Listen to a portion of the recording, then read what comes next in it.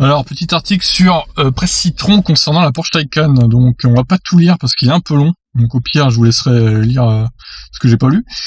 Donc, il parcourt 18 000 km au volant d'une Porsche Taycan pour aller voir sa mère avant le blocus. Alors, 18 000 km, le mec a fait le tour des États-Unis, quoi. Et du Canada. Apparemment, il est passé par le Canada aussi. Donc, ouais, vous voyez sur la carte, là.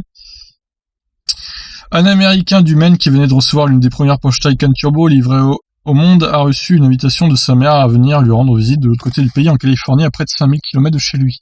N'écoutant que ses sentiments pour sa chère génitrice, mais aussi et surtout pour sa nouvelle monture, et estimant certainement que 5000 km n'étaient pas suffisants pour réellement apprécier un road trip à bord de la voiture électrique de Porsche, Don Louv a donc décidé de s'offrir un tour complet du continent nord-américain via une boucle allant du nord canadien au sud des États-Unis, en passant par les deux côtes est et ouest.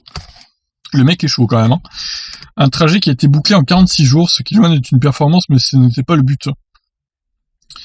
L'objectif était de voir s'il était possible en 2020 de parcourir une telle distance sur un territoire aussi vaste et divers en voiture électrique, mais aussi tout simplement de s'offrir un petit plaisir tout en partageant l'aventure sur les réseaux sociaux. Alors il a fait environ 384 km par jour pendant un mois et demi. Il est donc motivé le mec, hein. Une personne normale prendrait l'avion, ou bien elle conduirait son Sprinter van très confortable et bien équipé, mais je ne suis pas normal, et je venais de prendre la livraison du Taycan. J'adore les voyages en voiture, alors j'ai fait quelques recherches et j'ai découvert qu'avec les nouveaux réseaux de stations de recharge très rapides de Petro-Canada et d'Electrify America, c'était tout à fait possible. Le voyage a alors pris une vie à part, et est devenu un moyen de rendre visite à des dizaines d'amis en cours de route. Inutile de préciser qu'il manque une donnée à son équation, ce genre de voyage n'est pas vraiment à la portée du premier venu, ne serait-ce qu'au regard du prix de la voiture, 155 000 €, sans les options. Alors, l'autonomie moyenne de ces voyages, c'est entre 346 et 364 km, selon la température extérieure. Bon, j'imagine qu'il a quand même pris des routes rapides, des voies rapides, voire des autoroutes, donc c'est pas si mal au final. Puis il devait pas faire hyper chaud, donc...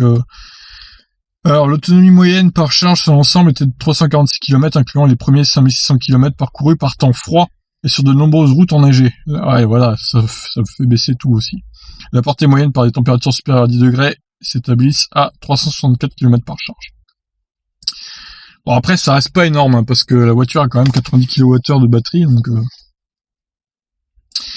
Un road trip qui a permis de vérifier l'état d'avancement des infrastructures de recharge sur le territoire américain et canadien. Le réseau de chargeurs pour tous les autres, c'est-à-dire les non-Tesla, a démarré lentement, mais il rattrape rapidement son retard. Ce voyage prouve qu'un véhicule électrique non-Tesla peut rouler presque partout aux États-Unis et d'un océan à l'autre au Canada. Le réseau n'est pas parfait. Il n'est pas toujours fluide. Il faut souvent 2 ou 3 essais pour lancer une session de charge, mais en fin de compte, ça marche toujours. En de rares occasions, vous pouvez avoir besoin de revenir à un chargeur de niveau 2 et aller lire un livre. Mais vous finirez par y arriver. Et avec de plus en plus de chargeurs DC fast en ligne, en permanence, cela deviendra de plus en plus facile et fluide.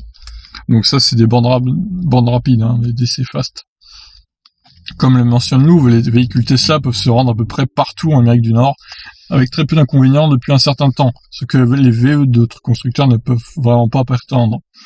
Cependant, les réseaux de charge menés par Electrify America rattrapent rapidement leur retard et auront bientôt une couverture comparable à celle du réseau de Tesla.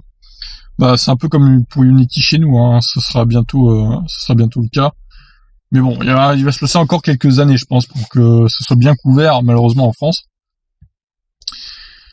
Alors, ça se termine, hein. Si vous avez le temps et le courage de vous taper 1h30 de timelapse sans que ça déclenche chez vous une crise d'épilepsie, voici la vidéo du voyage, en accéléré évidemment. Côté confort et fatigue, rien à signaler, Don Louv était plutôt élogieux sur les qualités de sa voiture. Les longs voyages en voiture dans une Taycan sont beaucoup plus faciles que je l'imaginais. La voiture est suprêmement silencieuse et confortable.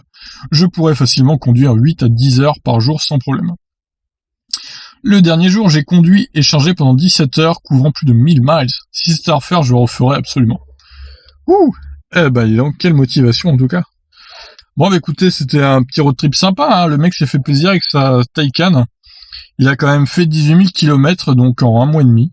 C'est pas mal, fallait être motivé, donc il avait du temps surtout. Voilà, sur ce, je vous laisse réagir. En tout cas, la Taycan a l'air assez qualitative niveau confort et tout. Bon, une surconsommation, hein, qu'on savait déjà, malheureusement.